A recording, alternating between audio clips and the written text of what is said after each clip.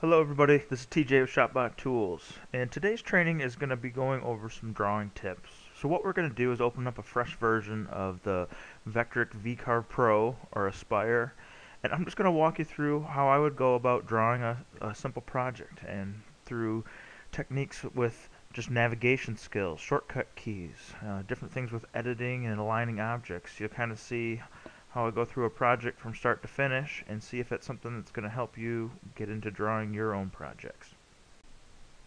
So what you're going to do here is open up a new version of either the VCarve Pro or the Aspire, and I'm just going to come in and create a new file. Since this is a project that's going to cut on a ShopBot desktop, I'm going to go ahead and set the job setup to be the size of the table of our machine. So I'm just plugging in the numbers here. I know that I have a 24-inch length in the X, and I have an 18-inch in the Y, and that's the size of my, again, ShopBot desktop. Here's where we need to zero the top of the bottom. When we do a lot of through cuts, I like to zero it to the bottom of the material. That way we ensure we can cut around any discrepancies in material thickness. We've ensured that we've zeroed here to our nice flat machine bed. And again, I like to grab a set of calipers, digital calipers, because plywood and wood and plastic, any of these materials anymore, they aren't exactly the 3/4 inch or the 1/2 inch. So put your calipers on there, and it's nice to get, okay, hey, I ran my calipers along the edge, and I'm averaging about 0.49 in thickness of this material that was sold as 1/2 inch material. So it's nice to get this accurate right here at the beginning. And with that, we'll go ahead and hit create, and this starts our file as far as we can start creating our file.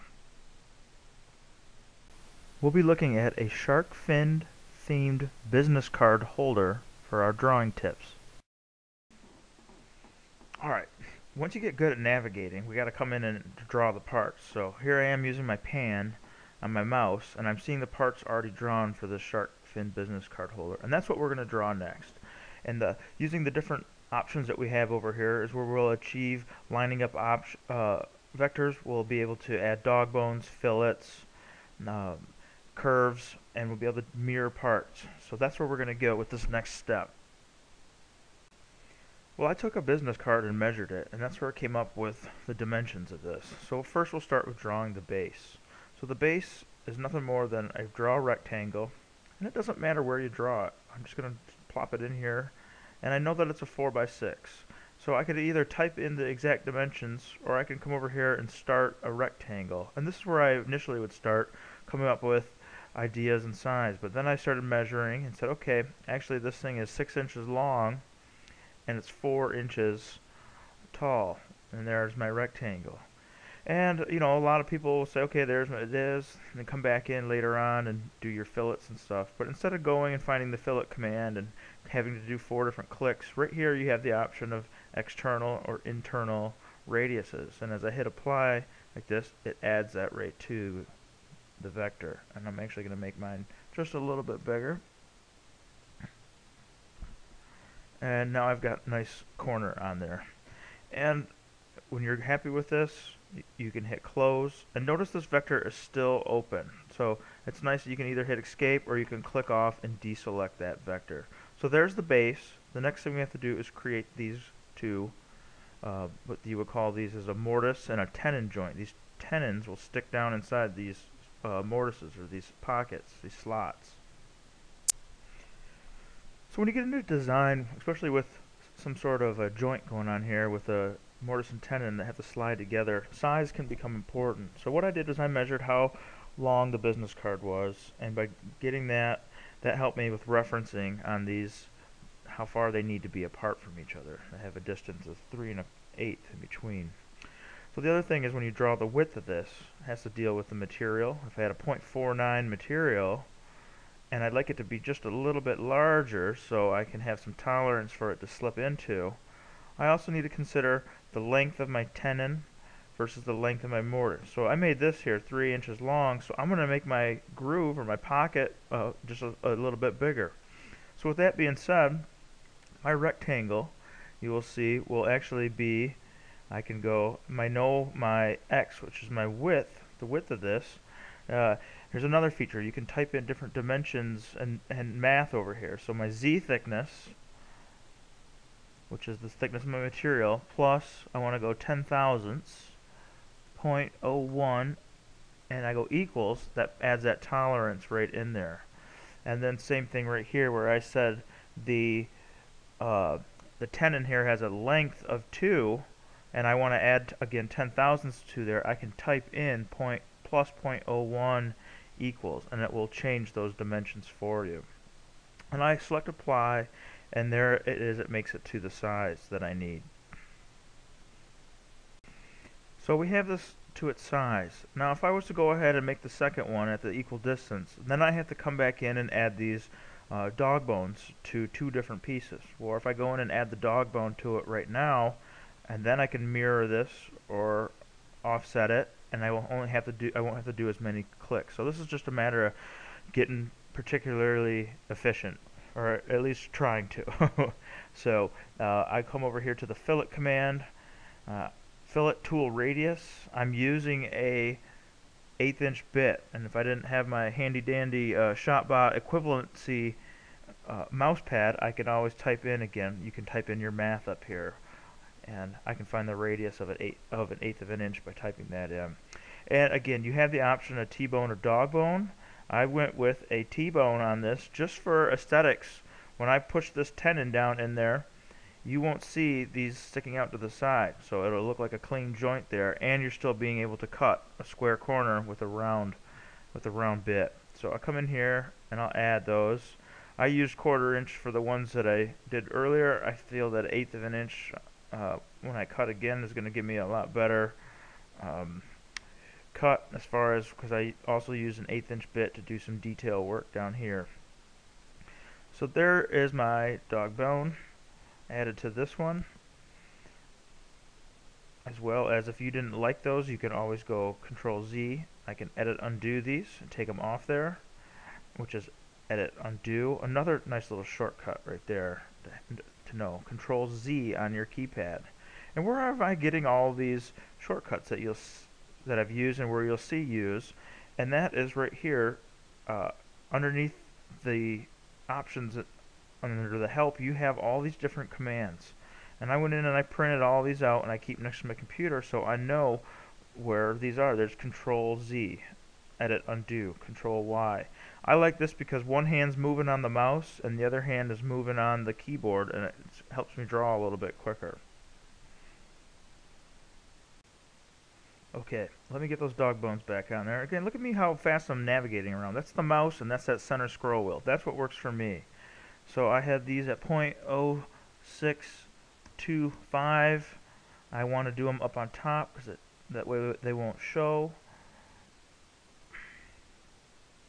And there's different ways of this. I could come in here and along the transform objects, you have a way of doing mirrored selected. I could have a layout line here. There's lots of different ways you'll find for what works for you. For me, just doing one simple one like this, I'm just going to come down here to offset in a linear array of copies.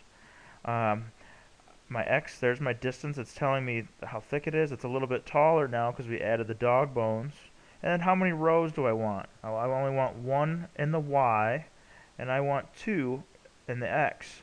And am I doing it as a gap or an offset?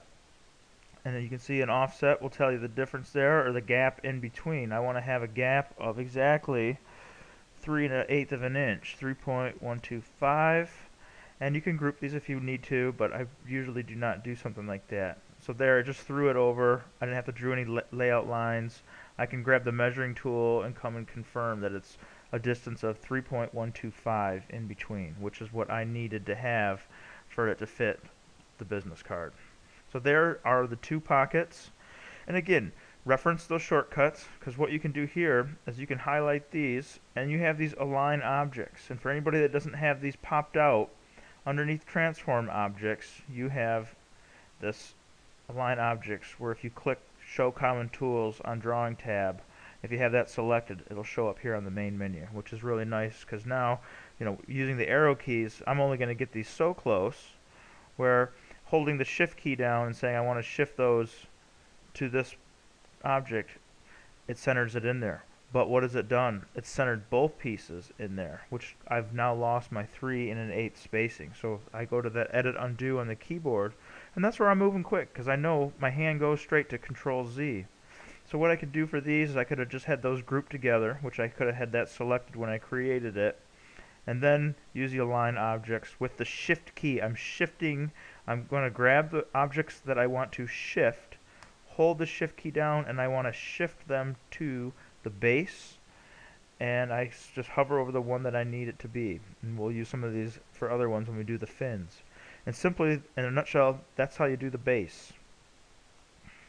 And if you get all zoomed in or zoomed out, that's where it's also nice. You got your center scroll wheel to find you. Or you get way out here, you can always hit F on the keyboard, which brings you back to full screen. Alright, let's take an approach here that works for going into making the fin. So again, I got a rectangle. I just randomly, bring in the sizes. After playing around with what worked, again, I'm measuring my business card. There's different sizes of business cards out there, so you do it to what fits yours. The fin had a 3-inch wide and it ended up being 6 inches tall. Again, I'm just typing those in. I got this little tenon underneath here that's going to slide down into this groove. And since we know we do our groove here at the 2.01, because we wanted to make it a little bit bigger, I know that this tenon was only made with a width in the X of 2. And it has a height of 0.375. And how do we compensate for the allowance on that? Well, that would be in the toolpath, where these tenons, or these mortises here, these pockets, will actually get cut out, maybe say 0.376 or 0.377 to allow room for glue. So again, I knew if I went any deeper than this, my material is only 1/2 inch. I go too deep, I'm cutting through the bottom. So 0.375, and there's my tenon. I zoom right in real quick, so I use that center scroll wheel. And what I need to do is align these objects. We saw the align before. We want them centered with each other, and then I hover over these till I see align bottom to top, and that's where I want it to be. Instead of pulling the scissors out and trimming, if you had a big project where you're doing a lot of trimming, sometimes the scissors are the better. For this one here, you got weld selected vectors, one click, and boom, I'm on there. I do need some dog bones or T-bones. I'm going to cut the profiles of these out because I'm going to put multiple ones in here with a 1/4 inch. So I'll do the pockets with a little 1/8 inch, do my scribing with an 1/8 inch, and then I'll do the profile with a 1/4 inch bit. So again, underneath the create fillets is where you find the dog bone. And for this one, a dog bone is actually a better solution. You don't have as much cut away versus a full T-bone, where if that was up, you're going to see a lot more of that. Or if it's cut into here, it could be not leaving enough for the strength. So the dog bone is a very nice option here, where it can come in and split both the X and the Y. So there's our basic shark fin until it's been modified as far as adding the details to it. So if you notice here, I didn't just start straight from the bottom and go fin up. There is a little bit of a straight edge here. And there's no rhyme or reason to that length. It was just to say, hey, I knew I need to break that curve up with a straight edge.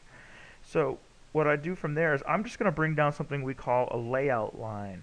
And if you come up here to where the ruler guides are, and you hold your left mouse key, and you can bring these lines in and let go. And these are just a simple layout line. It'll help you for laying out. I, a lot of the times, like to bring in a layout line and put it to, say, 1/2 inch all the way around my material, so I know not to put any parts that close, because I don't want to be cutting out into no man's land. So I'll use a lot of layout lines for that instance. And if you don't want, instead of saying, oh, I don't want this one here in the middle, I just drag it back up and let go. It gets rid of it. Or I can just turn them on or off. Very useful for staying on task here. Again, we can go into help and read up on all these little shortcuts, but I'm just showing you all of them in a batch and what makes me efficient drawing. And when I say making me efficient, who knows? We can go one way or the other with that answer, but this is just what works for me, and hopefully I find these tricks that will help speed you up too when you get going. So I'm going to bring this down here, and here's 9.3, so I'll go up about 1/2 inch, leaves a 1/2 inch reveal. Again, node editing by clicking on this or hitting N with the shortcut key turns the cursor into node edit mode. I'm going to click on my vector And I'm going to hover over right where that layout line is and just put insert a point and insert a point. And now I've broken this up, so when I come up here to turn this into the shark fin, I don't have to worry about it going straight to the bottom. Instead of me always right clicking, notice that you have shortcut keys here even as well. So I want to delete this point.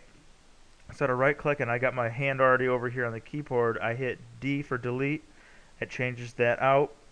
I'm going to go ahead here and right click just to show you the options. You got a B for a Bezier curve or A for an arc. I'm going to turn this into an arc and let the arc function make it more shark fin than me doing it manually. So I can hit arc right here, turns that into arc, and I'm just playing with it until I get it the way it looks. There's lots of different sharks out there. One of our trainings where we actually cut one of these, we had a gentleman from the Virgin Islands who showed us different types of shark fins. So in a nutshell, that's a quick way that I would go ahead and make that shark fin, and it is ready now to add its slots for the business card that slot down inside of. And to go back to the full screen, I'm just going to hit F, and that shows everything that we've been working with. Alright, next let's get the slots going. And again, this was just me measuring the business card. I'm going to come in here, zoom in. I have a rectangle that was 3 inches tall, and it was 5/16 wide, so that'd be 0.31225, and I made it 3 inches tall. And the 3 inch, that comes from, well, I measured the business card. I wanted some of it hanging up out of there, and I also wanted to be able to have the bit has to come out past here and clear, otherwise I'd have a little bit of scrap left in there that I do not want to clean out by hand. So that's where I got that measurement from. And I can even go ahead and give it anchor points, but I'm just free drawing right now. I showed you earlier, if we needed 3 of these that were equally apart of a half of an inch and 1 inch taller from here to here, an inch apart, we showed you how we could go in and do offsets and arrays to get that stuff exactly right. Again, this is just for a business card holder. It doesn't need to have an exact width where I did over here as far as the length of the business card is pretty important versus the tiers just being close enough. So I'm going to bring in a couple layout lines. Here's one at 0. Here's one at 1. I can bring these in, and depending on how far in or out you're scrolled is where it allows you to snap to a number. I find these really useful for free drawing like this, where I can come in here and see now it's down to the specific 0.1, 0.99, there's 10 right there. So for me, let me just go ahead and put one. I'll just use my arrow keys. It's close enough. I got it. So there's 0. If I wanted that a ½ inch apart, well, I could bring another layout line at ½ inch. And instead of drawing another one, again, refer back to your shortcut keys. If I select that again, the shortcut key to copy this and move it is Control-Shift. I do Control-Shift, I hover over, I drag, I let it go on the other side of that line. Boom, I could zoom in and really get it close if I wanted to by using my arrow key. So zooming in and out, this navigation with this mouse is really important. Again, I could really just go in here and if I had done the offset and the array and had it exact, but I can also come in here and say, hey, I know I wanted these 1 inch apart. If that was 10, there's 11, and I can move these up. I can also right click on these little layout lines and I can give them new positions, delete them, add them, multiply them. So again, you want to learn more about the layout lines, again, reference up here in the help menu. But for me right there, I just put a ½ inch in between and 1 inch apart. And again, now just to do the third one. And what you'll do is you'll find when you start doing these, as you start getting a lot of layout lines where it gets confusing and it gets distracting, again, you just turn them on and turn them off as you move forward. Alright, we're a little bit more than midway through drawing this, but one habit that you should establish early is different periods throughout. Constantly going up here and doing a file save. You don't want to be losing your projects. And the other thing I like to do is I like to make copies of this stuff before I edit it too far, and just have this hanging out over here in the background. I might need to come reference that later. I should have done that when I had these as straight rectangles before I added all these modifications. It's just nice you can come back and reference things before you manipulate them too far. So for this guy here, you know, if we're going to use this auto align objects, it's going to throw it all in there, group in. Sometimes it's just easier to sweep select these and bring them over. And another thing with sweep selects is from the upper left down to the right, notice when I only have 2.5 of these selected, it only is going to grab the ones that were fully engulfed. Where when I go from right to left, I don't have any of them engulfed, but it selects all those. A sweep select with a center scroll mouse is going to let you navigate quickly like you've seen in this tutorial. So again, I'm going to grab these and I'm use my little pan wheel, I move over there, and I can use the arrow keys and put them right in place. And again, there they are, they're eyeball. I measured the height of the business card to make sure I got enough sticking out so you can see it from layer to layer. That's where the 1 inch came in. And also notice that these have a little bit of a back angle to them. If we cut the first one of these, having the business card straight up and down, if the groove wasn't full of cards, the card would lean forward and didn't look as right. So with these all three selected, I can click on these, I can hit R, or I can go over here to rotate selected objects and grab the icon for it. Or again, option 3, you got rotate selected objects, I got R on the keypad, or I got these little blue squares up here. And if I'm just going to go a couple degrees, I just drag it back by hand, as you can see what it's doing over there. If I want this in exactly 15-degree increments, I can hold the shift key down, and as I grab that, it goes 15 degrees at a time. So it's up to you. 15 degrees is way too much. For this example, we just needed a few degrees on here. So I'll just tip these back a bit, and boom, I put my business, I got my 3 slots in there, and it references a lot what we have here. See how these were a little too, these are a little bit closer. This one here, I would have had to grab my business card again, measure the height of a business card, and go, oh wow, this thing's going to be either way too deep or not deep enough sticking out. I won't be able to see the card in front of it. So here is where a forward sweep select is nice, where a reverse sweep select grabs too much. I just want to grab these 3 and bring them down into the project. And the other option here is we see that we have a left and a right needed for this. So instead of drawing all these again, you have the option here to mirror selected objects where you can flip it over. You have the options with your shortcut keys where you can also do flip it right there about the job center. You can flip it, mirror it over itself. So there's different ways of mirroring these things so you don't have to draw it. And I get it drawn as far as I can before I mirror it or rotate it. That way I don't have to do it multiple times. So far it hasn't mattered where the placement of these are. We're just drawing. We've got stuff out in the background. If you're going to go cut one of these out, again, I'd fit this down in the edge of your board and not cut it like this and have all this waste in between here. For what we're going to do is, if we're cutting multiple ones of these out for the staff to have, what I need these to be is, I need these out to be grouped together. And that's the last thing that we'll get into is grouping and nesting. As when I move with something that's grouped, it's in a solid pink line versus a dashed single line. When you move something that's grouped together, both things move in that group. Where the single line, it only applies to the one. So all 3 of these need to be grouped to each other. And I'll show you why, because we're going to go in here to nest, and we'll come in and type in the parameters in a second.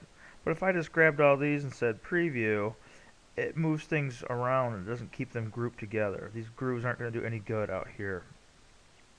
So before I even get into the nesting mode, I like to have things grouped together. Again, I'm doing that sweep select. I'm hitting G as a shortcut on the keypad. You've also got the chain and the chain link and the broken chain link over here. Nesting objects. And let's try to get a few of these out of here. And again, as I've cut these already, I know I can get approximately 3 or 4 of these out of a sheet. So I am using a 1/4 inch diameter tool. We established that. The clearance, how much distance I want in between. And then the border gap, what I want to leave around. Rotating and mirroring is up to you. When this is out of, say, a piece of plywood or standard lumber where you've got different grains going different directions, you may or may not want to rotate. If this is out of a sheet of blue HDPE plastic where it doesn't matter, you can rotate the heck out of this and fit more parts in there. So again, you can really get deep into nesting parts if you go up and read up on it, or if you watch the tutorials. Let me try to do 3-4 of these. I hit apply and I preview it, and I see something funky's going on here. Something must not have got grouped. So I'll cancel, I'll come back and say, hey, what's going on there? That wasn't the way I wanted it to be. Everything appears to be grouped. Let's try the nesting one more time. I see I have a 4, a 4, and a 4 all applied to this. Apply. And again, we'll preview. And here I've got these things broken up again at 1, 2, 3, 4. Oh, what do we got going on here? We got something that's saying, hey, I'm not going to fit on one page. So it's breaking these things apart. So for this setup the way it is, it's not going to work. I'm going to reset it, apply, preview, and there, it'll fit my 3. And not only will it fit my 3, but I could play with these numbers if I wanted to try to get the 4 on one page. I could go in and manually do this if I wanted with layout lines. Again, nesting, messing around with this is something that's up to you. But what I've hoped to show you here with this tutorial is the 2D view control. It's key to get good with that center wheel, panning, scrolling. I like using these layout lines. I can turn them on and off as I need them. I'm distracted by them now. I shut them off. There's options that you can use for creating gaps and stuff in between. Coming and modifying stuff before you mirror it over. So, again, I could come back in here and play with these parts, get them exactly the way I want, but for today's tutorial, it was for you to get some drawing tips, and I hope these drawing tips will help you become more efficient with the software, help speed up some time, and save you a few headaches. So thanks everybody for showing up today. It's been a great training, and we'll see you next time.